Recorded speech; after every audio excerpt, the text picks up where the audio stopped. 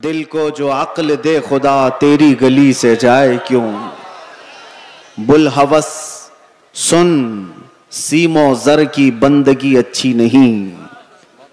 Bull हवस सुन सीमो जर की बंदगी अच्छी नहीं। उनके दर की भीख अच्छी सरवरी अच्छी नहीं। उनके दर की भीख अच्छी सरवरी अच्छी नहीं। आज मुलतवी किया गया जलसा दोबारा इस मैदान में इनेकाद पजीर है। गालिबन आप हजरात को यह मालूम होगा 19 तारीख को ही हमें यहां आना था। बहुत सारे लोगों ने अफवाहें भी फैला दी होंगी कि ये तारीख देते और आते नहीं हैं। इसीलिए बेचारे जो एयरपोर्ट पर हमें लेने आए थे वो जब तक देखे नहीं उन्हें यकीन भी नहीं था। कभी कभार ऐसे हालात पेश आ जाते हैं, इंसानी तकाजा है, बशरियत का तकाजा है। और मैंने पांसकुरा वालों से कहा था जिंदगी बाकी रही तो मैं खुद अपने तमाम तर मसरूफियात खत्म करके चलकर यहां जरूर आऊंगा इंशाअल्लाह। और इन लोगों की मोहब्बत मुझे पता है। छोटी जगह से लेकर आज एक बड़े मैदान में आप तब्दील होकर नजर आ रहे हैं। लेकिन मुझे बताओ, एक जलसा कैंसल हुआ था इससे कबल, कैंसल तो नहीं, मैं नहीं आ पाया था, लेकिन दोबारा सिर्फ तकरीबन 20 दिनों के बाद वापस यहां पर रखा गया है। क्या इसमें किसी चीज की कोई कमी आपको महसूस हो रही है? नहीं होगी और इंशाअल्लाह नहीं होगी। बल्कि मैं तो ये समझता हूं कि रोज भी हम मेरे मुस्तफा की बात करें तो कोई कमी नहीं आएगी। ये दीवानों का हुजूम पैसों के लिए थोड़ी ना आता है।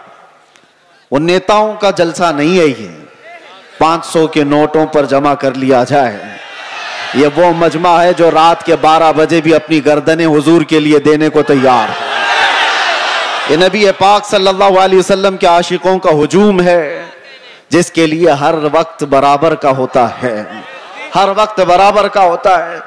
लोग मुझसे अक्सर ये कहा करते हैं कि रात के 12 बज गए पब्लिक खत्म हो जाएगी, 2 बज गए पब्लिक खत्म हो जाएगी। लेकिन हमने देखा जिस वक्त जाते हैं सब भरा मजमा इसी तरह है। मेरे अजीजों, ये मुझे नहीं, ये मेरे मुस्तफ़ा को सुनने के लिए आते हैं। ये नबी पाक सल्लल्लाहु तआला अलैहि वसल्लम की मोहब्बत की बरकत है। और अल्लाह तबारक व तआला जब चाहता है हुजूम के दिलों को एक तरफ मुतवज्जे फरमाता है। रब तबारक व तआला की नेमतों में से है। और एक बात मैं आपको बता दूं, बहुत देर से आपके इस मिंबर पर बैठे थे तो हम देख रहे हैं कुछ चीजें हमें नजर आई, उस पर मैं आपको अर्ज करता हूं। लोग ये कहते हैं कि इतनी सारी चीजें आपने देखी, मुसीबतें, फिर भी उसी तरह से बोलते हो, फिर वही अंदाज के साथ चलते हो।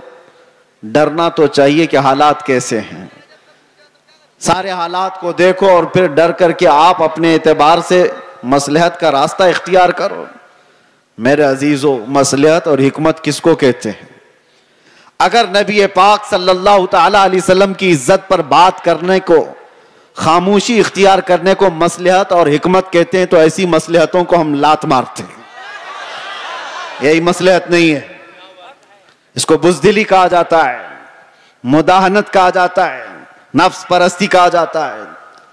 और अगर दुनिया इसको जुर्म कहती है तो ये जुर्म हम हर बार करेंगे, 100 बार करेंगे। अपने मुस्तफा करीम सल्लल्लाहु तआला अलैहि वसल्लम से मोहब्बत का इजहार जुर्म अगर किसी को लगता है तो ये जुर्म तो हम शौक से करेंगे। ये किसी को लगता हो तो, वैसे तो हकीकत में जुर्म है। लेकिन दुनिया ने आज देखा है कुछ वो लोग भी हैं जिनको आज ऐसे कीड़े काटे हुए हैं कि हम अपने नबी से मोहब्बत का इजहार करें तो भी जुर्म लगता है। अगर उनको ये जुर्म ना लगता तो आई लव मोहम्मद कहने पर किसी को केस नहीं करते। जुर्म तुम्हें लगता है। तुमने तो शायद 4-5 लोगों को ये कहते हुए सुना होगा, बंद कर दिया होगा, मजमे में आओ, हर बच्चा यही कह रहा होगा। बल्कि मौत तक तो हम यही कहते रहेंगे, यह हमारा ईमान है। मैं जो बात कह रहा था वो ये कि ये सारे हालात हो जाने के बाद भी मुसलमान फिर उसी अंदाज से क्यों चलता है? हुजूर पाक सल्लल्लाहु ताला अलैहि वसल्लम की मोहब्बत की बातें उसी अंदाज से क्यों करता रहता है? इसके सामने किसी को मार दिया जाता है, देख के सहमता क्यों नहीं? किसी की मॉब लिंचिंग हो जाती है, उसके बाद डरता क्यों नहीं? ये डराने वाला सिलसिला 1400 साल से देखते आ रहे हैं। कई चंगेज आए, कई हलाकू आए और हमारे पूरे मोहल्ले खाक में बदल दिए गए, खून से तितर बितर हो गए, लेकिन जोश जो रूहानी है वो उसी अंदाज से बाकी रहा। उसकी वजह क्या है जानते हो? वही मैं कहने जा रहा हूं। हम यहां बैठे हुए थे, छोटे छोटे पतंगे आ रहे हैं और गिर रहे हैं। किसके पास आते हैं ये छोटे छोटे कीड़े लाइट के अतराफ जो घूमते रहते हैं, इनको क्या कहते हैं आपको पता है? इनको परवाना कहते हैं। इनको परवाना कहते हैं। ये लाइट के इर्द गिर्द आते हैं, घूमते हैं, अपनी जान दे देते हैं। जबकि इन कीड़ों को, इन पतंगों को मालूम है कि अंजाम क्या है। अपने भाई को मरता हुआ भी देखते हैं। कितने कीड़े तो इनके पहले मर चुके होते, फिर भी ये घूम रहे होते हैं। वजह यह है कि परवाना शमा के गिर्द घूमने के लिए ही पैदा हुआ है और हम परवाना मोहम्मद हैं। एक के मर जाने के बाद हमारा खामोश होना मिजाज है ही नहीं। हम आए यहां हैं मोहम्मद अरबी पर मरने के लिए। इसीलिए तो हमारे बुजुर्गों ने हमें यह सिखाया है, या रसूल अल्लाह तू शम्मे रिसालत है, आलम तेरा परवाना, तू माह नबूवत है, ए जलवे जाना ना। पीते हैं तेरे दर का, खाते हैं तेरे दर का, दाना पानी है तेरा पानी, दाना है तेरा दाना। ये एक जान क्या है अगर हो करोड़ों, तेरे नाम पे सबको वारा करूं मैं, करूं तेरे नाम पे जा फिदा। न बस एक जान दो जहां फिदा, अरे दो जहां से भी नहीं जी भरा, करूं क्या करोड़ों जहां नहीं। लिहाजा ये चीज खत्म होने वाली नहीं है। इसीलिए शायर ने बहुत पहले ये कहा था कि लोगों ने ये दुनिया में देखा है, सबसे अजीम हस्ती मेरे मुस्तफा करीम सल्लल्लाहु अलैहि वसल्लम के खानदान की, खानदाने मुस्तफा का चश्मो चिराग जो करबला में प्यासा शहीद किया गया, बच्चों समेत कत्ल कर दिया गया। उस हुसैन आजम का उस वक्त जो मकाम था, उनके मकाम को कोई नहीं पहुंच सकता था। उस अजीम हस्ती को शहीद करके क्या इस दीन के धारे को रोक दिया गया? क्या दीन इस्लाम का धारा रुक गया, खत्म हो गया? नहीं हुआ। उसके बाद बहुत सारी अजीम हस्तियां आईं जो राहे खुदा में शहीद होती चली गईं। हिंदुस्तान की सरजमीन भी इससे लाल हुई है। यहां उस किफायत अली काफी की आवाज गूंजती रहेगी और हर आने वाला आलिम तुम्हें सुनाता रहेगा, 3000 कुत्तों ने एक आलिम दीन को गिरफ्तार किया था। अंग्रेजों की बात कर रहा हूं। फिर यहां पर आकर के फिर मुझे ले जाएं कहीं कुत्ता इनको कह दिया। जो जिसको समझे, जो जिसको समझे। अंग्रेजों को तो कह सकते हैं ना। जिसके अंदर मेरे अजीजों ये बुज़दिली की कैफियत थी और किफायत अली काफी को गिरफ्तार करके सूली पर चढ़ाया गया था। जुर्म क्या था?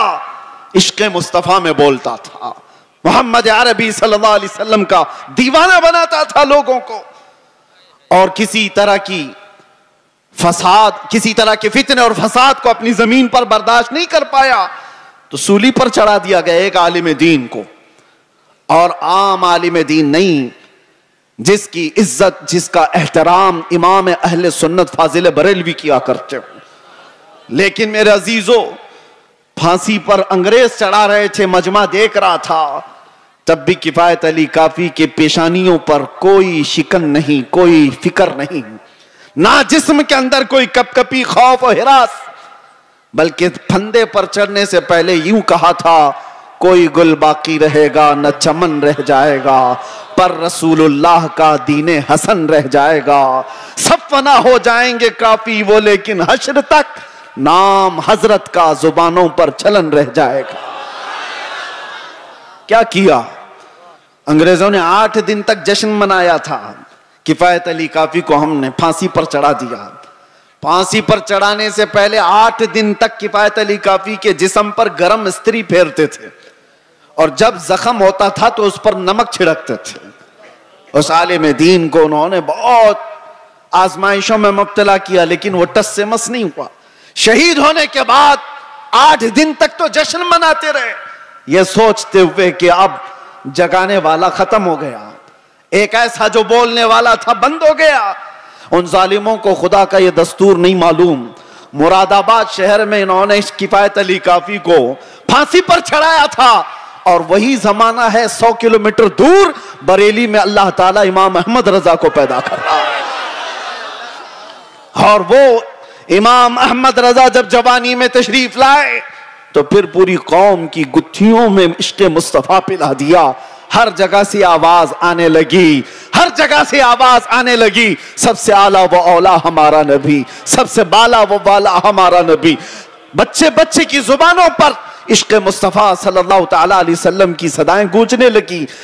मैं मिसाल इसलिए अर्ज कर रहा हूं, सारे मिलकर के इन चिरागों को बंद करने की कोशिश करते रहेंगे तब भी यह मुमकिन नहीं। मेरा रब कुरान में फरमाता है, ये अपने मुंह के फूकों से अल्लाह के चिराग को बुझाना चाहते हैं, और अल्लाह सुबह क़यामत तक अपने चिराग को रोशन रखेगा। एक तुम बंद करोगे, रब ताला दूसरा पैदा फरमाएगा, दूसरा पैदा होगा। इसलिए हमें अपनी फिक्र नहीं है, हमने जो जीना था वो जी लिया है। मगर ऐ मुसलमानों, आपसे मैं ये गुजारिश करूंगा, इस जमाने में तुम्हारे लिए सबसे बड़ी दौलत जिसका हर डाकू इंतजार में है लूटने के लिए, हर चोर तुम्हारे पीछे है छीनने के लिए, वो दौलत तुम्हारी टोपी, तुम्हारी दाढ़ी, तुम्हारे कुर्ते, तुम्हारे जुब्बे, तुम्हारे घर गाड़ी बंगले नहीं है।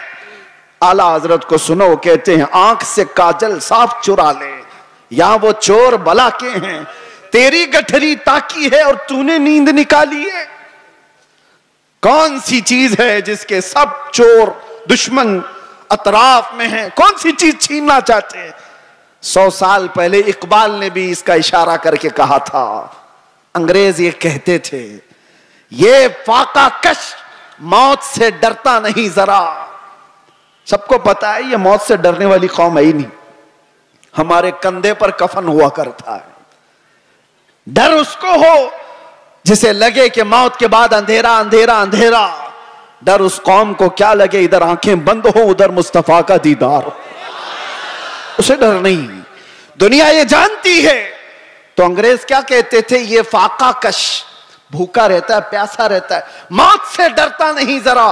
कौन सी चीज है इसको जो निडर बनाई हुई है? कौन सी चीज है जो इसको बेखौफ बनाई हुई है? इकबाल कहते हैं, रूहे मोहम्मदी इसके बदन से निकाल दो।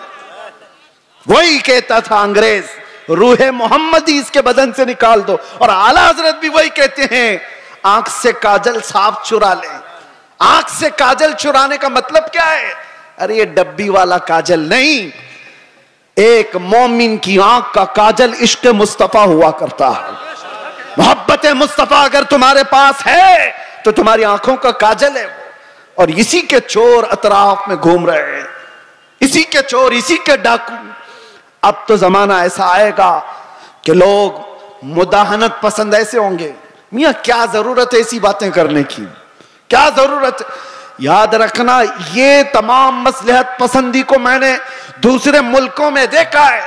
सऊदी अरब के कई ऐसे इलाके जिन्होंने अपने बच्चों को मॉडर्नाइज करने के लिए ऑस्ट्रेलिया में, अमेरिका में बचपन से पढ़ाया, और वो बच्चे जहां से इस्लाम फैला है वापस आए हैं तो पूछते हैं, who is the Mohammad? Mohammad किसका नाम है, कौन है? मुआज़ अल्लाह रब्बिल आलमीन। अगर इसी अंदाज से जिंदगी जीने का सलीका रहा तो बच्चे यही सब चीजें सवाल करेंगे। इसीलिए मेरे मुस्तफा करीम सल्लल्लाहु अलैहि वसल्लम ने फरमाया था, अल्लिमू औलादकुम सलासा खिसालिन, अपनी औलाद को 3 चीजों सिखा करके जाना। हुब्ब नबीकुम, सबसे पहली चीज अपने नबी की मोहब्बत सिखाओ। और दूसरे नंबर पर मेरे आका फरमाते हैं, वह हुब्ब अहली बैतिही, हुजूर के अहले बैत की मोहब्बत सिखाओ। वह तिलावत अल कुरान अल करीम, तीसरी चीज ये कि हर बच्चे को कुरान की तिलावत सिखा के जाओ। एक बाप की तरफ से अपने बच्चे को दिया गए ये 3 चीजें दुनिया की सबसे बड़ी नेमत है, सबसे बड़ा तोहफा है, सबसे बड़ा हदिया है। इसीलिए मेरे अजीजों, बार बार हम हर स्टेज से ये अलल ऐलान तुम्हें पुकार पुकार कर कहते हैं, हुजूर पाक सल्लल्लाहु तआला अलैहि वसल्लम के नाम पर कोई समझौता ना करो, कोई मसलहत पसंदी ना करो, कोई दबाव, कोई समझौता नहीं। जो जान मांगो तो जान दे दें, जो माल मांगो तो माल दे दें, मगर ये हमसे कभी ना होगा नबी का जाहो जलाल दे दें।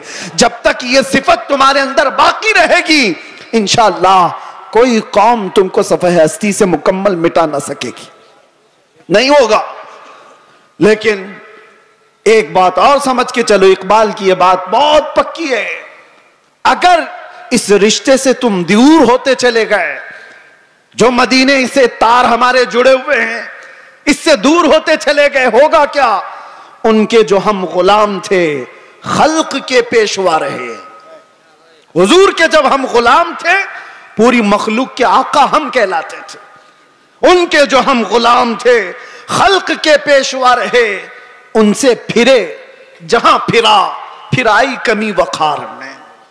जैसी ही हुजूर से चेहरा फेर लिया, दुनिया ने हमसे चेहरा फेर लिया, इज्जतों में कमी आई है।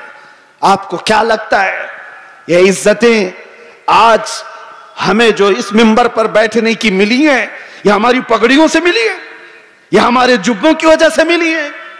इससे बेहतरीन लोग भी पहनते होंगे।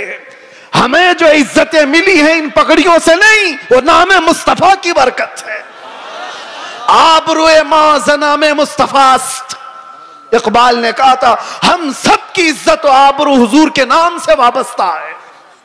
और अगर हुजूर पाक सल्लल्लाहु तआला अलैहि वसल्लम की इज्जत ही ना रही, तो हम अपनी इज्जत का क्या करेंगे? हमारी कोई अपनी इज्जत नहीं। हमें दुनिया हुजूर पाक सल्लल्लाहु तआला अलैहि वसल्लम के गुलाम की हैसियत सी पहचान थी, और इस पहचान को जिंदा रखना यह हमारा फरीजा है। इस पहचान को बाकी रखने में हम हर कसर पूरी करें। इसीलिए मैंने कहा था अभी चंद दिनों कबल, आपके सामने दोहराता हूं, चंद दिनों पहले, वो तो मैं बाहर आने के बाद कैद से पहली मर्तबा बंगाल आपके सामने आया हूं, लेकिन आपको एक बात बता रहा हूं। अभी मैंने कहा अंग्रेजों के मुतालिक हमारी जुबान से निकल जाता है कुत्ते का लफ्ज, निकल जाता है, और सबको पता है। इसी बात पर मुझे 8 महीने अंदर रख दिया। मैं कहता हूं, मेरे अजीजों, अलल ऐलान कहता हूं, दुनिया को, सबको कहता हूं, अगर तुम्हें कहना है मुझे एक बार नहीं 1000 बार कुत्ता कहो, दरबारे रिसालत का, मोहम्मद अरबी का, हमें जरा बराबर भी फर्क नहीं पड़ेगा, बल्कि हम तो उसको दुनिया का सबसे बड़ा लक़ब समझेंगे, सबसे बड़ी इज्जत है। सगे तैबा सब मुझे कह कह के पुकारे बेदम, यही रखियो मेरी पहचान मदीने वाले, यही रखियो मेरी पहचान मदीने वाले। मैं तुमसे पूछता हूं, अगर तुम्हें बारगाह मुस्तफा का कुत्ता कहा जाए तो किसी को शर्म आएगी? किसी को ऐब लगेगा? वजह यह है कि हम इन निस्बतों पे फख्र करते हैं। मैं उनसे कहता हूं, तुम्हें अगर इस बात पर शर्म आती है तो ऐसी निस्बतों को छोड़ो। जिनको ये लगता है, ऐब लगता है, वो इन निस्बतों को छोड़े। आए जहां पर बंदा हुजूर के दरबार में अपने आप को कुत्ता भी कहता है तो उसे फख्र महसूस होता है, लेकिन इसका मतलब ये नहीं। हमने बारगाह मुस्तफा में अपनी निस्बतें खाकिस्तर होने के अंदाज से पेश तो की, मगर मेरे मुस्तफा की गैरत देखो। रसूल पाक सल्लल्लाहु अलैहि वसल्लम ने हमें मजमे में कुत्ते की हैसियत से नहीं पेश किया, जिस मजमे में गए शेर की हैसियत से पेश फरमाया। ये सिर्फ हमारे लिए नहीं है, जो भी बारगाह मुस्तफा की निस्बत पर फख्र करता है, दुनिया उसे हल्के में नहीं लेगी, फिर अल्लाह तबारक व तआला उसकी इज्जतें बढ़ा देता है। आला हजरत ने जिंदगी भर बारगाह मुस्तफा में अपनी निस्बतों पर फख्र किया है, और गौसियत मआब के दरबार पर निस्बत जोड़ते हुए क्या कहा था बरेली के ताजदार ने? गौसे पाक के दरबार में क्या कहा था पता है? हम तो कह देते हैं गौस पाक का मुरीद हूं, गौस पाक के सिलसिले का मुरीद हूं।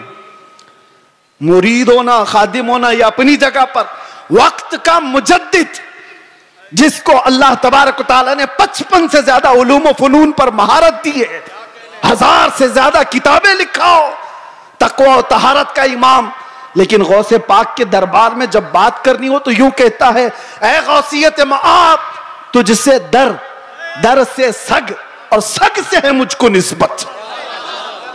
सग किसको कहते हैं? सग कुत्ते को कहते हैं। आला हजरत कहते हैं, या गौस तुझसे दर, दर से सग, और सग से है मुझको निस्बत।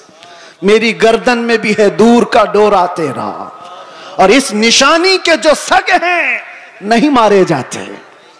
सग का मतलब कुत्ता फारसी में। आला हज़रत कहते हैं, इस निशानी के जो कुत्ते हैं मारे नहीं जाते। हश्र तक मेरे गले में रहे पट्टा तेरा, जिसके पास भी ये निस्बत मौजूद है वो मारे नहीं जाते, पकड़े नहीं जाते। म्यूनिसिपैलिटी बेल्ट वाले कुत्ते को नहीं उठाती है। हाँ, इंजेक्शन उसको मारा जाता है जो आवारा है, दूसरों को काट खाने दौड़ता है।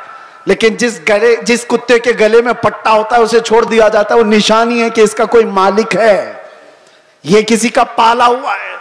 इसीलिए आवारा मत रहो, उन निस्बतों पर फख्र करो कि दुनिया देखकर ही कहे ये मदीने वाला। इसे ना छेड़ो, ये दरबारे रिसालत में बिका हुआ है, इसे ना छेड़ो। कई ऐसे मामलात थे मेरे अजीजों, सहाबा इकराम रिज़वानुल्लाह ताला अलैहिम अजमाइन, बहुत छोटी तादाद में। एक मैं वाकया बताता हूं हदीस पाक में। हजरत सलमा बिन अकवा रदी अल्लाह ताला अन्हु हुजूर के एक ऐसे सहाबी हैं, आला हजरत ने उनका पूरा तफसील से वाकया लिखा है। सलमा बिन अकवा एक सहाबी ऐसे हैं जिनको राजिलु रसूलिल्लाह कहा जाता था, यानी ये हमेशा हुजूर की फौज में पैदल चलने वाले साहबी, कभी सवारी नहीं करते थे, पैदल।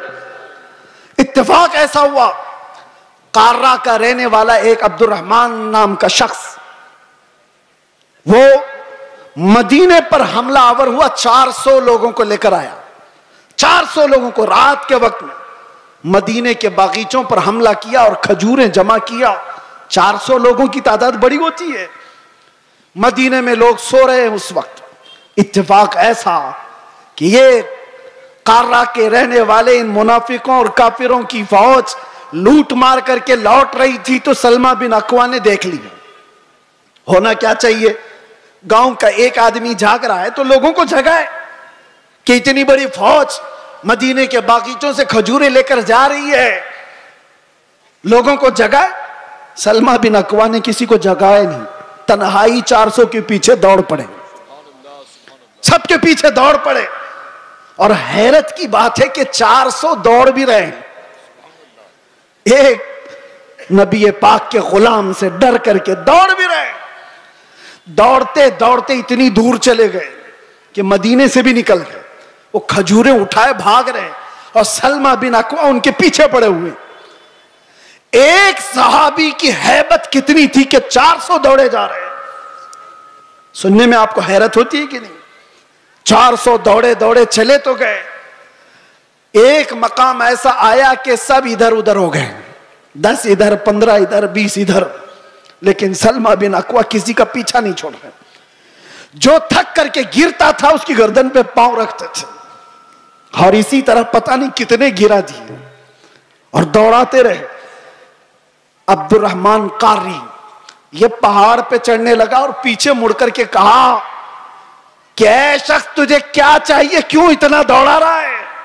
कहा, जब तक तुम्हारे पास मदीने की एक खजूर भी बाकी रहेगी नहीं छोड़ूंगा, एक खजूर भी बाकी रहेगी नहीं छोड़ूंगा। क्या हिम्मत है, क्या हैबत है। और वो सामने वाले बात भी कर रहे हैं। एक बात याद रखना, ये सारा पावर काजू बादाम का नहीं, ये निस्बत मुस्तफा का है, हुजूर पाक का गुलाम है, हावी है। 400 के 400 खड़े इधर उधर बिखर गए। अब्दुर्रहमान कार्रा का रहने वाला जो शख्स था, उसने लोगों से कहा कि जिसके जिसके कंधे पर जितनी खजूरें वो फेंक दो, ये ऐसा खूनखार लग रहा है कि हम में से किसी एक को भी छोड़ेगा नहीं। छोड़ दो खजूरें, जान बचाओ और निकलो। लोगों ने खजूरें फेंकी, सब कुछ फेंका और बगैर किसी एक भी खजूर के वो लोग वापस लौट गए, सब चले गए। ये सलमा बिन अकवा सारी खजूरें जमा कर रहे हैं और उठाने जितनी उतनी, इतना ज्यादा वजन है कि एक आदमी उठा ना सके, खींचते हुए मदीने की तरफ लेकर के आ रहे हैं। रास्ते में एक और सहाबी हजरत अबू कुतादा मिल गए, पूछा कि किधर से आ रहे हो सलमा बिन अकवा? कहा ऐसा ऐसा हाल हो गया था रात को और मैं उनका पीछा किया और सबकी खजूरें वापस लेकर के आ रहा हूं। वो मुस्कुराए, अरे बोलना तो चाहिए था, और भी तो लोग आते तुम्हारे साथ। तो सलमा बिन अकवा ने कहा मुस्तफा की मोहब्बत पर भरोसा है, अकेला ही काफी था, मुझे वक्त नहीं मिला किसी को उठाने का, मैं खुद ही दौड़ पड़ा। लेकिन सलमा बिन अकवा ने पूछा अबू कुतादा तुम कैसे आ गए? कहा मुझे मेरे घोड़े ने हिनहिना करके बताया, यह बहुत हिनहिना रहा था और इस रास्ते की तरफ मुंह दिखा रहा था, तो मैं अपना घोड़ा लिया और दौड़ पड़ा, देखा तो तुम रास्ते पर आ गए। अब सुनो, आला हजरत फरमाते हैं कौन सी चीज थी सलमा बिन अकवा की जो ये हैबत उनके अंदर पैदा की हुई थी, ये ताकत व कुव्वत और ये रौब पैदा की हुई थी। सुनो,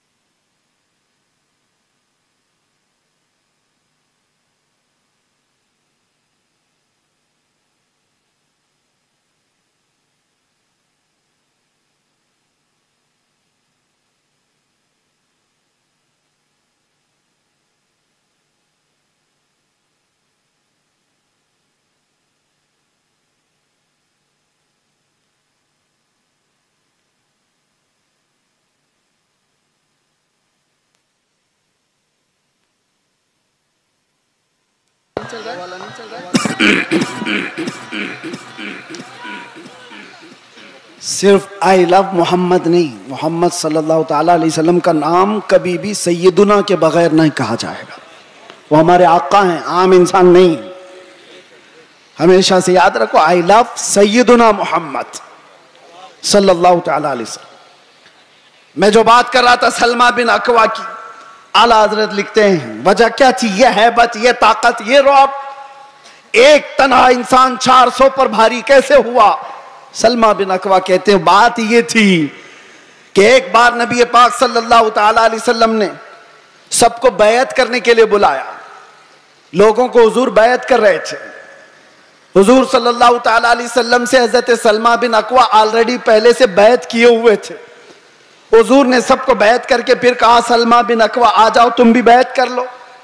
मैंने अर्ज किया या रसूल अल्लाह मैं ऑलरेडी कर चुका हूं, पहले से किया हूं। हुजूर ने फरमाया फिर से अपना हाथ दो। मैंने दोबारा हाथ दिया, हुजूर पाक सल्लल्लाहु अलैहि वसल्लम पर बैत किया, हाथ पर बैत किया। फिर थोड़ी देर के बाद मेरे आका ने फरमाया सलमा बिन अकवा बैत कर लो। हजरत सलमा बिन अकवा कहते हैं या रसूल अल्लाह 2 बार मैंने बैत कर लिया। हुजूर ने फरमाया बार बार अपना हाथ मेरे हाथ में दे तो सकते हो। सलमा बिन अकवा कहते हैं मैंने तीसरी बार अपना ये हाथ दिया हुजूर पाक के दरबार में, उनके दस्ते पाक में। नबी पाक सल्लल्लाहु ताला अलैहि वसल्लम ने दुआ फरमाई। उसके बाद सलमा बिन अकवा कहते हैं 3 बार इस हाथ को मैंने मुस्तफा के हाथ में दिया। उसके बाद कसम खुदा की किसी बड़े ऊंचे पहाड़ से भी मुझे कभी डर नहीं लगता, कोई सामने आए कभी खौफ नहीं होता। ये निस्बत मुस्तफा है जो इंसान को मुमताज करती है। आज मेरे अजीजों तुम्हारा नाम बारगाह मुस्तफा से जुड़ा हुआ है, इसलिए शर्म करो और हया पैदा करो। कभी तुम शराब के अड्डों पर नजर ना आओ, कभी तुम्हारे हाथों में ताश के पत्ते नजर ना आए, कभी तुम्हारी आंखों में बेहयाई ना नाचे, किसी अजनबी औरत पर तुम्हारी बेहया आंखें ना जाएं, इसलिए कि तुम्हारा नाम मेरे मुस्तफा के नाम से जुड़ा हुआ है। इन निस्बतों का जब तक एहतराम करते रहोगे, पावर और ताकत वैसी बाकी रहेगी। एनर्जी को दुनियावी खुराफात में जाया ना करो। अल्लाह ने आज भी तुम्हारा रौब बाकी रखा है, आज भी है। हमने खुद महसूस किया है, हमने देखा है।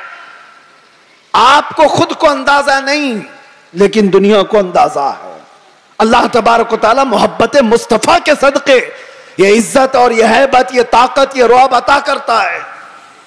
लेकिन अगर तुम ये सोचोगे कि इज्जत हम किसी और जरिए से ढूंढेंगे, हमने देखा है लखनऊ में आज से 2-3 साल पहले एक कुत्ता आया था जो अपना नाम भी बदल लिया था, याद होगा। बहुत टीवी पर बिठा दिया जाता था, धर्म भी बदल लिया, नाम भी बदल लिया। हाँ, और सोचने लगा कि इस्लाम ऐसा है वैसा है, बहुत कुछ फैलाया। 6 महीने के बाद रो रो करके लोगों से गिड़गिड़ाने भी लगा कि मुझे बचा लो, मेरी जान पे खतरा है। मैं नाम या जिक्र नहीं करता इसलिए कि स्टेज नापाक ना हो, लेकिन एक बात याद रखो, हुजूर पाक सल्लल्लाहु ताला अलैहि वसल्लम के इस दीन पाक से गद्दारी करके जो दूसरी जगह इज्जत ढूंढता है, कुरान क्या कहता है? वमन यब्तगी गैरल इस्लामी दीनन फलन युक़बल मिन्हु। अल्लाह ताला ने कुरान में फरमाया, और यही बात मैं आपसे कहता हूं। आला हजरत क्या कहते हैं सुनो। आला हजरत फरमाते हैं, बारगाह मुस्तफा सल्लल्लाहु ताला अलैहि वसल्लम से जो गद्दारी किया, जो उनके दर से यार फिरते हैं, दर बदर यूं ही खार फिरते हैं, दर बदर यूं ही खार फिरते हैं। इज्जत ढूंढो आमीना के लाल के पास, इज्जत ढूंढो गुंबद खजरा के मकीन के पास। हमने दुनिया में देखा है जो नबी पाक की गुलामी को अपनाए हैं, 70 साल के भी होते हैं तो उनकी खूबसूरती में फर्क नहीं आता। 80 साल के भी हो जाएं तो उनको बूढ़ा कोई नहीं कहता। आज भी मौजूद है हमारे मशाइख, लेकिन इज्जतों में कोई कमी नहीं। और जिन्होंने पूरी हिंदुस्तान में फितना और फसाद मचा करके सियासत किया था, 90 साल के ऊपर भी हो गए, अभी मरने को तैयार नहीं। ऐसे बहुत सारे लीडर बैठे हुए हैं जिनको कोई पूछता भी नहीं, अखबार के किसी कोने में उनका नाम भी नहीं। बहुत सारे ऐसे 40-40 साल लोगों की नौकरियां करते रहे। मैं जॉब की बात नहीं कर रहा हूं, सियासत में इसकी उसकी चाटते रह गए तलवे और कुछ नहीं हासिल कर पाए। लेकिन मेरे मुस्तफा की गुलामी जिसने अपने गले में डाल लिया था, फिर देखो आप हुजूर ताजुश शरिया के आखिरी अदवार को हमने देखा है, ज़ाहिरी जिंदगी के आखिरी दौर को भी देखा है। मेरे अजीजों, 75 साल की उम्र हो गई थी।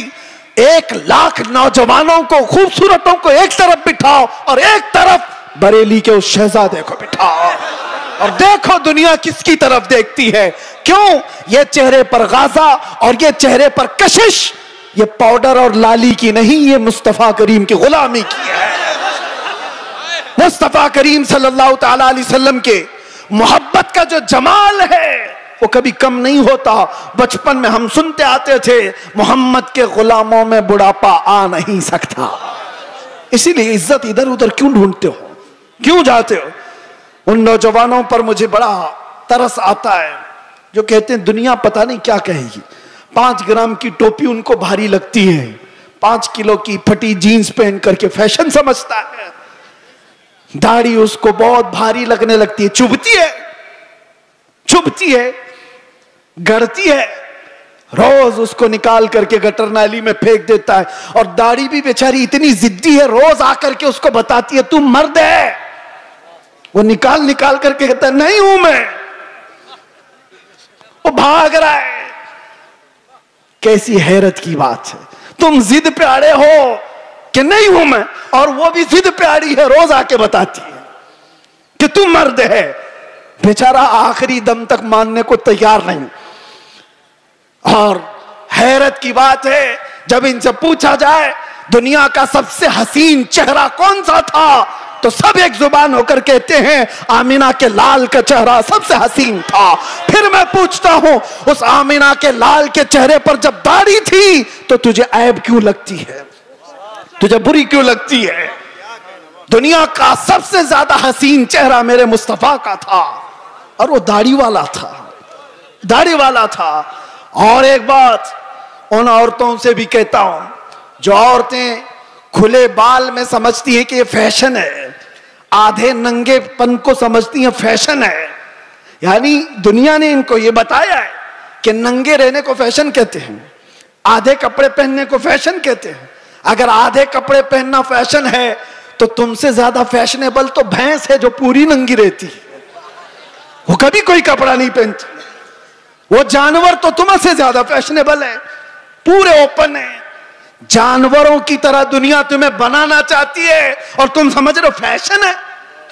फैशन वो नहीं। नौजवानों से कहता हूं, देखना हो तो खालिद बिन वलीद को देखो, औरतें देखना हो तो मेरे मुस्तफा की बेटी को देखो। सब औरतें कहती हैं अल्लाह हमें कनीज़ाने फातिमा में शामिल करे, दुआ तो करती हैं और फख्र भी करती हैं, कनीज़े फातिमा नाम भी रखती हैं। लेकिन सोचा कभी दुनिया की सबसे इज्जत वाली खातून, सबसे इज्जत वाली खातून, जिसका मकाम क़यामत के दिन भी क्या होगा पता है? फरिश्तों को आपको मैं बता रहा हूं, हदीस में मौजूद है, फरिश्ता महशर के मैदान में ऐलान करेगा, गद्दू अबसारकुम फइन्न फातिमा बिन्त मुहम्मद तमुर्रु इलल जन्ना। ऐ महशर वाले लोग, सब अपनी आंखें नीची कर लो, मोहम्मद अरबी की बेटी जन्नत की तरफ जा रही है। कयामत के दिन ऐलान हो रहा होगा। इज्जत का वो मकाम, इज्जत का वो मकाम मैदान महशर में जिसकी इज्जत का ऐलान हो रहा होगा। लेकिन मैं खवातीन से कहता हूं, दुनिया की सबसे इज्जत वाली खातून के सर पर हमेशा दुपट्टा रहा, और तुम समझती हो इज्जत खुले बन में है, फैशन करने में। फैशन वो है ही नहीं, हम उसको फैशन नहीं समझते। वो जानवरों वाली जिंदगी है जो औरतों को नंगा करके हवस के पुजारियों के सामने लाकर खड़ा किया जाता है। औरत को इन लोगों ने तमाशा बनाया हुआ है, औरत को दुनिया ने आज आलयकार बनाया हुआ है, अपनी हवस का निशाना है। क्यों? क्या इज्जत वाले लोग अपनी बेटियों को इस तरह से रखना चाहते हैं? वो दूसरों की बेटियों को नंगा देखना चाहते हैं, अपनी बीवी को और अपनी बेटी को नहीं, दूसरों की बेटियों को नंगा देखना चाहती है दुनिया। इसलिए मेरे अजीजों, दुनिया के प्रोपेगंडे पर ना जाओ, इज्जत तुम्हें मेरे मुस्तफा के कदमों में मिलेगी। और सहाबा कराम ने यह नुक्ता महसूस किया था, इसलिए कभी उन्होंने दुनिया क्या कर रही है, दुनिया कैसे चल रही है, उसकी तरफ देखा ही नहीं। वो पैबंद लगे कपड़ों में भी जाते थे तो बादशाह भी खड़े हो जाया करते थे, वो बगैर चप्पल के भी जाते थे तो पूरे इलाके फतह करके लौटते थे। उन्होंने कभी उन तमाम चीजों में इज्जतें नहीं ढूंढी।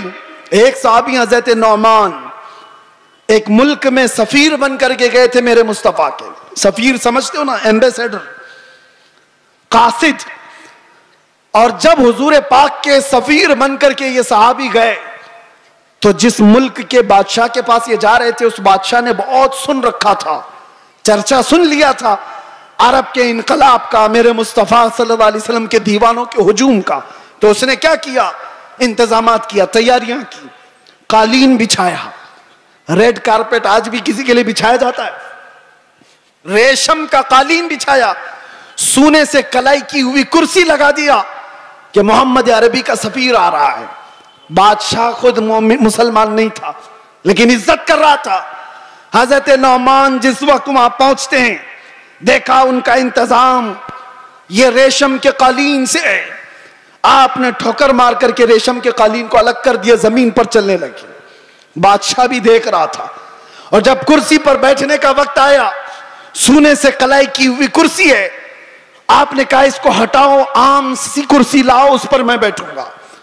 बादशाह ने देखा और कहा कि ये लोग इतना घमंड करते, इतना एटीट्यूड है इनको, हमारी चीजें इस्तेमाल नहीं करेंगे।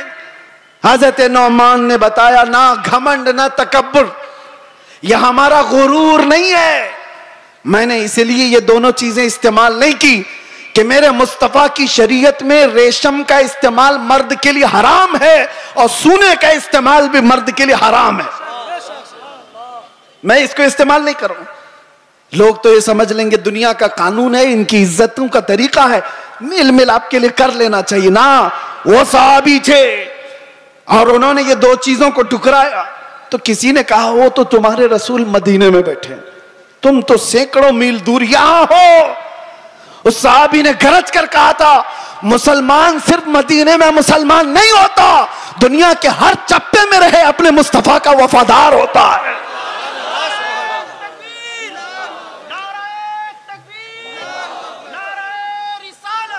अपने नबी का वफादार होता है।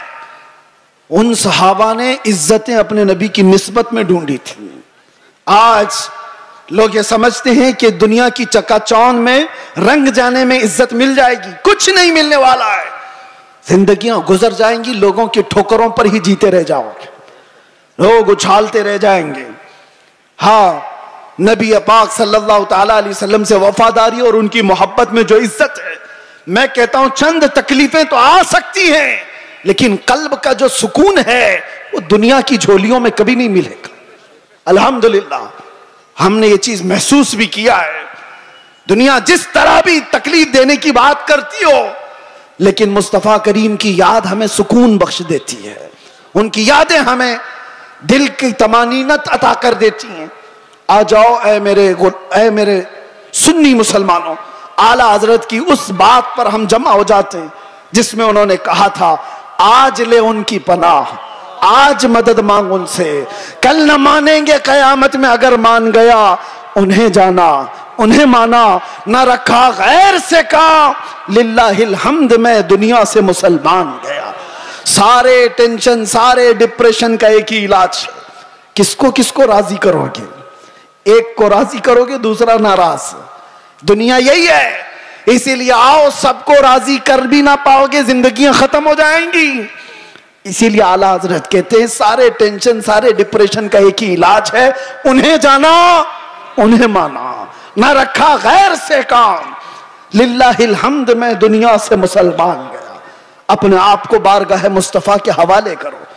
बमुस्तफा बरसा खैश के दी हम उस्त, गर्ब उन रसीदी तमाम बूल हबीस्त। ये इकबाल कहता है अपने आप को नबी के कदमों तक पहुंचा दे, इसी का नाम दीन है।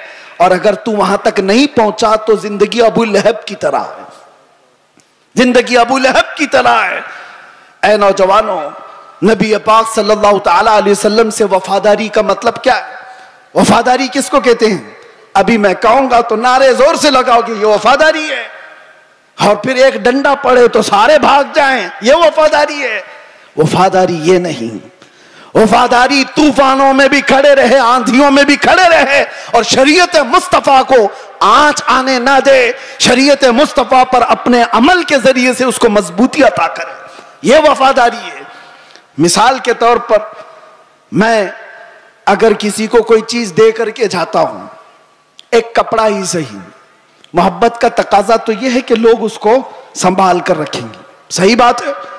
मैं अगर अपना अमामा किसी को दे दूं, 4 लोगों को, और मैं कहूं कि इसको संभालो, तुम्हारी अगर मोहब्बत है तो इस चीज को संभाल कर रखोगे।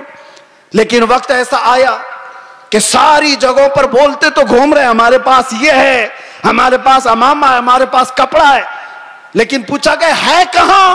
पता चला किसी गटर में रखा हुआ है, किसी कीचड़ में है, किसी मट्टी में है, कहीं पड़ा हुआ है। बस जुबानों पर है कि हमारे पास है, बिला तशबीह बिला तमसील। दीने मुस्तफा के साथ हमने यही किया हुआ है। फख्र तो करते हैं कि हम मुसलमान हैं, इस्लाम हमारे पास है। कहां है वो इस्लाम? ना औरतों पे नजर आ रहा है, ना बच्चियों पे नजर आ रहा है, ना शादियों में नजर आ रहा है। वो इस्लाम है का जुबानों पर। वफादारी इसको नहीं कहते। वफादारी ये है कि तुम्हारे जिस्म पर इस्लाम नजर आए, तुम्हारे अमल में इस्लाम नजर आए, तुम्हारे अखलाक में इस्लाम नजर आए, तुम्हारे बोल चाल में, तुम्हारे तरीके कार में इस्लाम नजर आए। मस्जिदों में क्यों नहीं नजर आता? फजर में क्यों गायब वो सारे के सारे? इस्लाम कहां है? मेरे अजीजों, नारा लगाना ये दुनिया का सबसे आसान काम है। ये शहादत कहे उल्फत में है कदम रखना, लोग आसान समझते हैं मुसलमान होना। और इसीलिए मेरे आका सल्लल्लाहु अलैहि वसल्लम ने एक सहाबी से फरमाया था, हम तो छोड़ो, हम तो बहुत निकम्मे लोग हैं, बहुत दूर के हैं। वो सहाबा थे जो दुनिया के सबसे अच्छे लोग थे, एक सहाबी ने आकर के हुजूर से इतना कहा था, वल्लाही इन्नी ला उहिब्बका या रसूल अल्लाह, कसम खुदा की है अल्लाह के रसूल मैं आपसे बहुत मोहब्बत करता हूं। हुजूर ने क्या फरमाया जानते हो? उन्जुर मादा तकूल, सोच के बोल क्या कह रहा है। हम तो आसानी से कहते ना या रसूल अल्लाह आपसे हम प्यार करते हैं, मोहब्बत करते। सहाबी ने जब ये कहा था, हुजूर फरमाते हैं सोच के बोल क्या कह रहा है। उन्होंने दूसरी बार कहा, कसम खुदा की या रसूल अल्लाह मैं बहुत मोहब्बत करता हूं। हुजूर ने फिर कहा, सोच समझ करके बोल। तीसरी बार उन्होंने कहा, कसम खुदा की या रसूल अल्लाह मैं आपसे मोहब्बत करता हूं। तब मेरे आका ने फरमाया, अगर तू अपनी बात में सच्चा है तो फिर इंतजार कर, मुसीबतें ऐसे आएंगी जैसे पहाड़ से पानी गिरता है, इतनी तेज आएंगी मुसीबतें, उसके लिए तैयार रह जा। तो ये सहाबी को हुजूर ने फरमाया है, जब हम बारगाह मुस्तफा में अपनी मोहब्बत का इजहार करते हैं तो दुनिया नोच खाने के लिए दौड़ती है। ये सारे जो मामलात हमारे साथ होते हैं यूं ही नहीं होते। मसलहत की बातें करो, कोई हमसे नहीं पूछेगा। आप ये वलवला अंगेज बातें, जज्बात की बातें ना करो, कोई नहीं पूछेगा। तबलीगी जमात को तो इजराइल में भी एंट्री है, उनके लिए कोई खतरा नहीं, कुछ नहीं। हाँ, हुजूर पाक की मोहब्बत में सीरियस कोई नजर आता है तो दुनिया उसको कहती है डेंजरस पर्सन, डेंजरस, बहुत ज्यादा खतरनाक। हुजूर से मोहब्बत करने वाले पर ये दुनिया के सारे सोशल साइट्स, फेसबुक, इंस्टा, ये सब बैंड लगा देते हैं। ये सारी वीडियोस नहीं आना चाहिए इसकी। हुजूर की मोहब्बत की बात करता है और सीरियस करता है। पता ये चला मेरे अजीजों, असल ईमान यही है जिससे दुनिया को खौफ है। लेकिन आपको मैं ये कहता हूं, नबी पाक सल्लल्लाहु ताला अलैहि वसल्लम की इस मोहब्बत का इजहार करने के बाद आप पर चाहे जितनी भी मुसीबतें आए, जमे रहोगे, डटे रहोगे, तो रब फरमाता है ततनज़्ज़लु अलैहिमुल मलाइका, तुम पर अल्लाह के फरिश्ते उतारे जाएंगे। वो ये कहते हुए आएंगे, ला तखाफू व ला तहज़नू, घबराओ मत, डरो मत, अनकरीब अल्लाह ने जिस जन्नत का वादा किया है वो जन्नत तुम्हारे इंतजार में, डरो मत, घबराओ मत। इसीलिए मेरा आखिरी ये मैसेज है सबको कि मुस्तफा करीम सल्लल्लाहु ताला अलैहि वसल्लम के दरबार में अपने आप को सुपुर्द करने का मतलब ये, उनकी शरीयत ताहरा को जिंदा रखो। हालात इतने पेचीदा होते चले जा रहे हैं, दुनिया की सबकी नजरें तुम्हारी तरफ है, तुम्हारे अखलाक की तरफ, तुम्हारे किरदार की तरफ। और याद रखना, मैं आज इजहार भी कर देता हूं, मोहब्बत मुस्तफा का मतलब ये नहीं है कि किसी जगह अपने आप को बम बांध करके ब्लास्ट कर ले। ये सुन्नियों का शिवा नहीं, ये आशिक रसूल का शिवा नहीं है। आशिक रसूल खुले मैदान में बात करता है, खुले मैदान में बात करता है।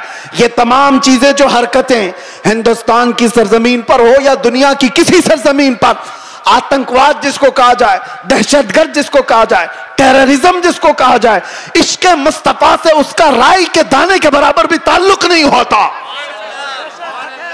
हम ऐसे लोगों को नहीं जानते, ऐसे लोगों को नहीं मानते। और नौजवानों, ऐसा कभी कोई बहकाए तो कान खड़े कर लेना तवज्जो से। क्या अपने आप को हिलाकत में डालना, कुरान कभी इसकी इजाजत नहीं देता। और ना हक किसी ऐसे आम आदमी की जान लेना, यह तो बहुत दूर की बात है। इस्लाम तुम्हें बिल्ली को भी अगर बांध करके रखा और खाना पानी नहीं दिया, मर गई तो जहन्नम में चला जाएगा। यह हदीस पाक में मौजूद है। तुम्हारी इबादतें सब मुंह पर मार दी जाएंगी, जानवर पर भी जुल्म जायज नहीं। ये तमाम जो चीजें आज पैदा की जा रही है इस्लाम के चेहरे को मस्ख करने के लिए, कितने हालात खराब हुए। मुझे पता है 9/11 के बाद पूरी दुनिया के हालात बदल गए। क्यों? इस्लाम को इस तरह से पेश किया गया, मुसलमानों के चेहरे को इस तरह से पेश किया।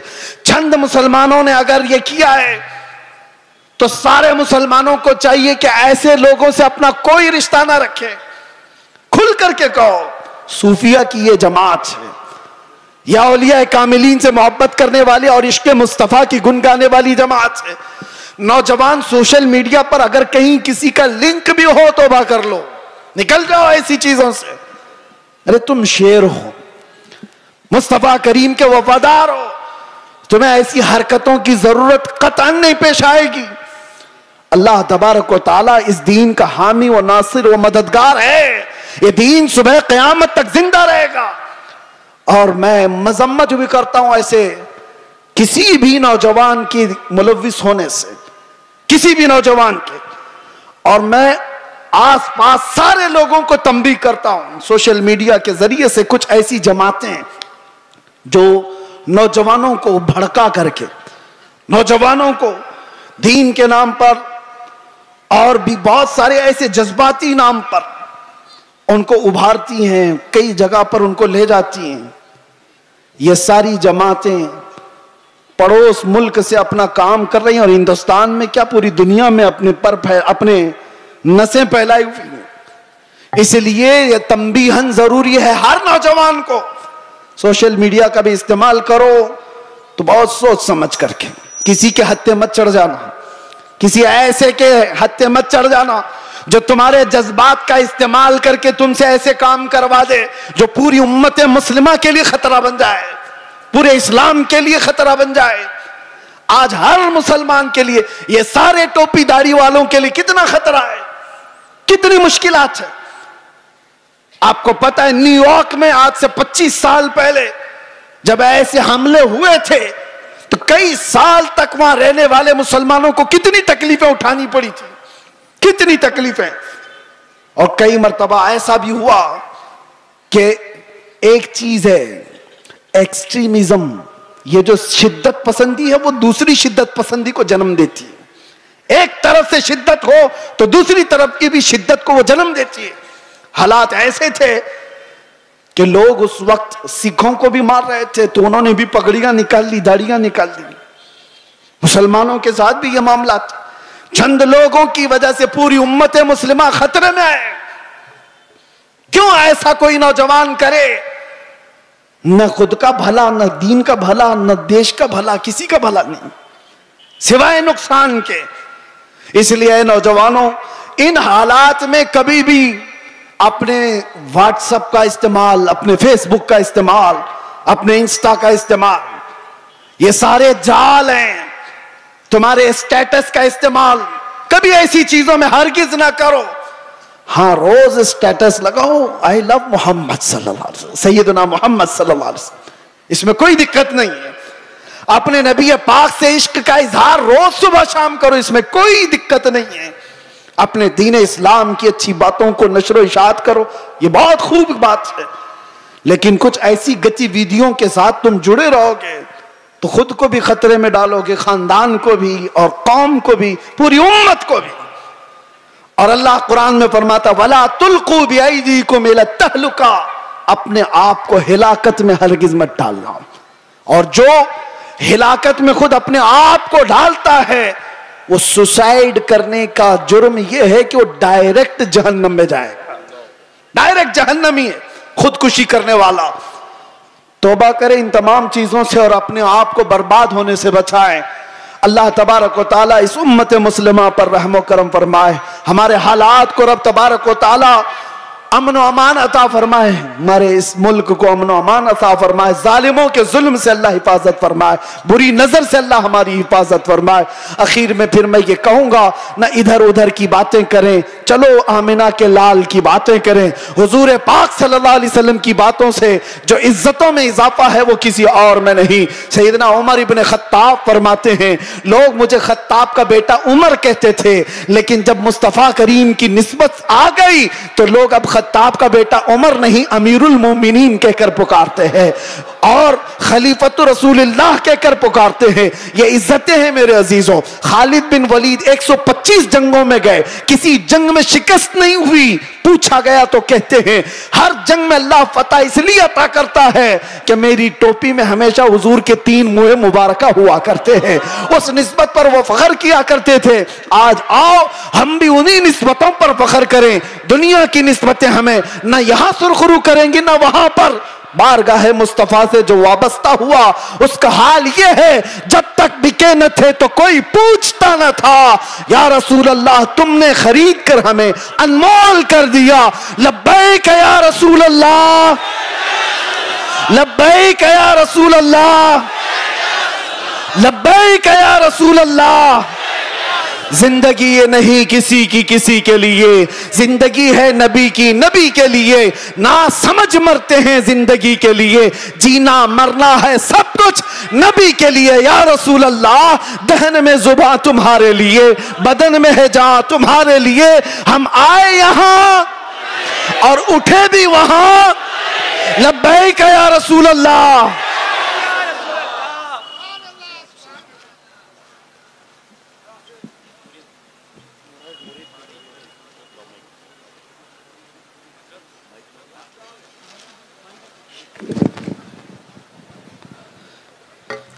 जो हजरात खड़े हो जाएं।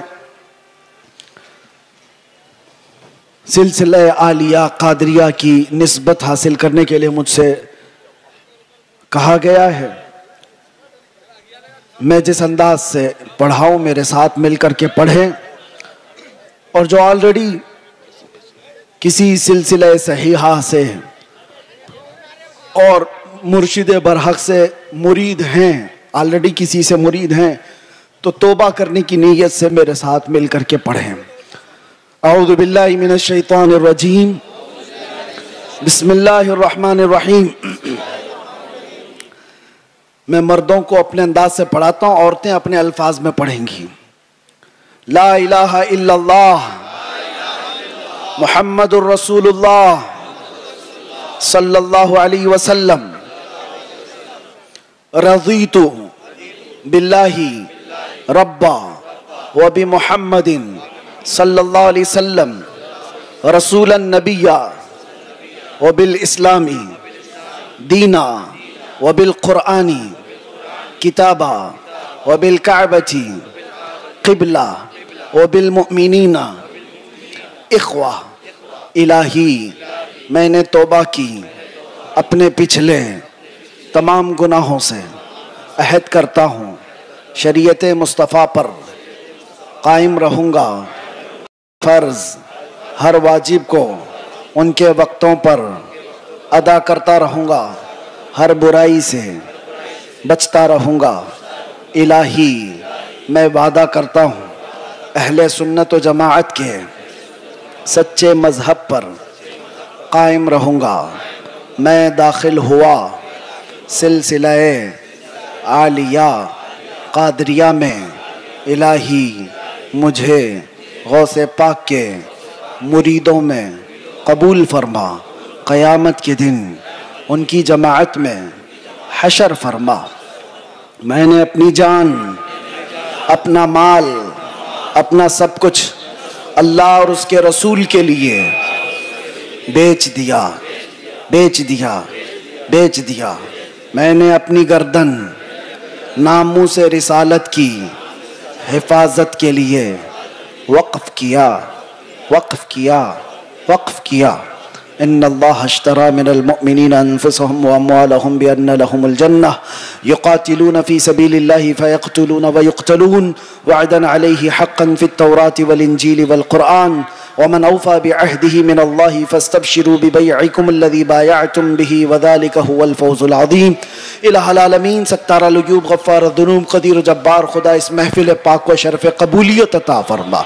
इसमें जितने बच्चे, बूढ़े, जवान, मर्द और ख़वातीन हाजिर आए, मौला इस जलसे से निकलने से पहले सबकी बख्शिश का ऐलान फरमा दे।